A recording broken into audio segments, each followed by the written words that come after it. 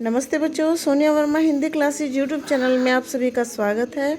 और आज मैं आपके साथ 101 प्रश्नावली साझा करने जा रही हूँ। इस प्रश्नावली में मैं आदिकालीन अपभ्रंश भाषा के महत्वपूर्ण साहित्यकारों में व्याकरणाचार्यों में सुमार, कनकामर मुनि और हेमचंद्र जी से जुड़े हुए तथ्यों को साझा करूँगी। तो चलिए वीडियो आरंभ करते हैं।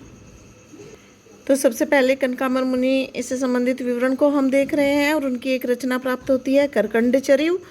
और अब हम इनसे जुड़े हुए विशेष तथ्यों को देख लेते हैं। कनकामर मुनि जैनाचार्य थे।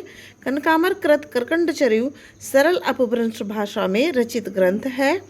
करकंड चरिव में बौद्धों व जैनों में प्रत्यक्ष बुद्ध माने जाने वाले राजा करकंड का चरित्र वर्णित है।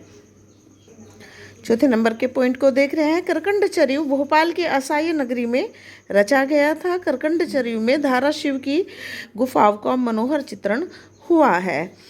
छठे नंबर पर हम देख रहे हैं। कनकामर मुनि ने करकंड चरिव में सिद्धसेन, समंतभद्र, अकलंक, जयदेव, शंभु व पुष्पदंत जैसे अपभ्रंश कवियों का उल्लेख भी किया है।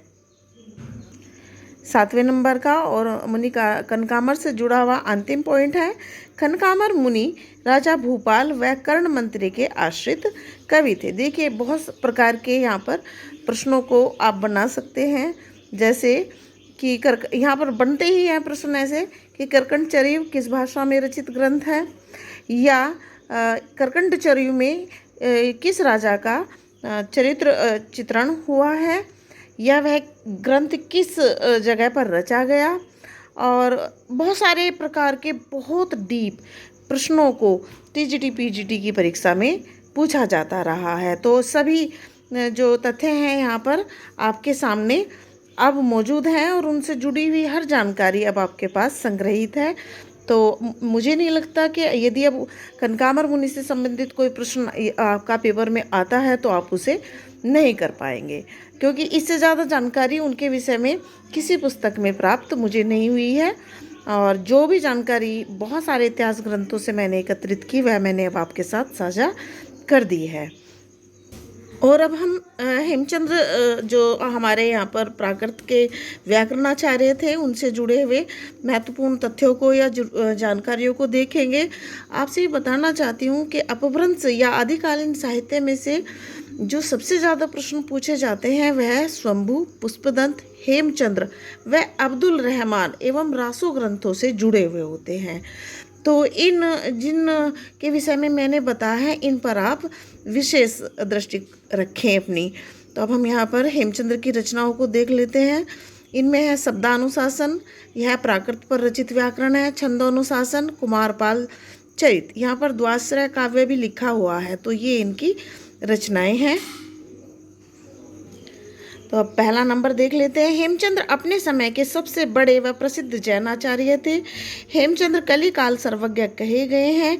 हेमचंद्र ने अपने व्याकरण ग्रंथ शब्दानुशासन में संस्कृत, प्राकृत व अपभ्रंश तीनों भाषाओं का समावेश किया है। यहाँ पर जो 2 नंबर की जानकारी है इससे जुड़े हुए तो सवाल कई बार पूछे गए हैं। अब हम चौथे नंबर का पॉइंट देख लेते हैं। हेमचंद्र ने व्याकरण के उदाहरणों के लिए कवि भट्टी के समान द्वाश्रय काव्य कुमारपाल चरित की रचना की थी। यहाँ द्वाश्रय काव्य से तात्पर्य यह है कि यह जो हमारा ग्रंथ है हेमचंद्र रचित, इसमें प्राकृत भाषा का जो है व्याकरण संग्रहित है और प्राकृत भाषा का ही ये महाकाव्य है। और इसमें व्याकरण को स्पष्ट करने के लिए चालुक्य वंश के इतिहास को आधार बनाया गया है। तो कभी कभी सवाल आ जाता है द्वाश्रय काव्य का अर्थ बताइए, या जो हेमचंद्र रचित कुमारपाल चरित है जो द्वाश्रय काव्य है वह किस वंश के इतिहास पर आधारित है। तो यहाँ पर प्राकृतिक भाषा का महाकाव्य है कुमारपाल प्रतिबोध, और यह आदिकालीन द्वाश्रय काव्य के नाम से भी प्रसिद्ध रहा है। और द्वाश्रय का मतलब है किसी ऐतिहासिक वंश के इतिहास पर आधारित व्याकरण को स्पष्ट करता हुआ कोई ग्रंथ। ठीक है, आप ये समझ गए होंगे। अब हम 5वें नंबर को देख लेते हैं। हेमचंद्र ने प्राकृतिक व्याकरण ग्रंथ में अपभ्रंश के 175 उदाहरण दिए हैं, है ना। अब अगला पॉइंट देख लेते हैं। 6 नंबर का है, हेमचंद्र ने अपभ्रंश को नागर अपभ्रंश कहा है। हेमचंद्र ने शब्दानुशासन में 2 प्रकार की अपभ्रंश भाषाओं, साहित्यिक अपभ्रंश व ग्राम्य अपभ्रंश का वर्णन किया है। देखिए, बहुत ही महत्वपूर्ण जानकारी मैं आपके साथ साझा कर रही हूँ।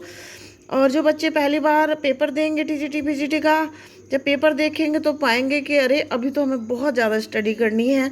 और जो पहली बार पेपर दे चुके हैं और जिनका दूसरा या तीसरा प्रयास है, उन्हें लगेगा कि हाँ, ये जानकारियाँ भी हमारे पास सुरक्षित होनी चाहिए।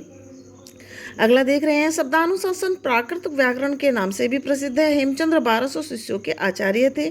हेमचंद्र सिद्धराज जयसिंह व कुमार पाल द्वारा सम्मानित थे। हेमचंद्र ने प्राकृतिक व्याकरण के अंत में अपभ्रंश भाषा का व्याकरण दिया है। हेमचंद कृत प्राकृतिक व्याकरण का जो सर्वप्रथम संपादन जो इनका ग्रंथ है और उसका प्रकाशन जर्मन भाषा शास्त्री पिशेल ने किया था। और कुमार पाल चरित प्राकृतिक भाषा में रचित द्वाश्रय काव्य है। आशा करती हूँ आज की प्रश्नावली से जुड़ी हुई जानकारियाँ आपके लिए अत्यंत उपयोगी सिद्ध होंगी। ऐसी ही नवीन जानकारी से युक्त कल की वीडियो लेकर आऊँगी। तब तक के लिए नमस्ते, धन्यवाद।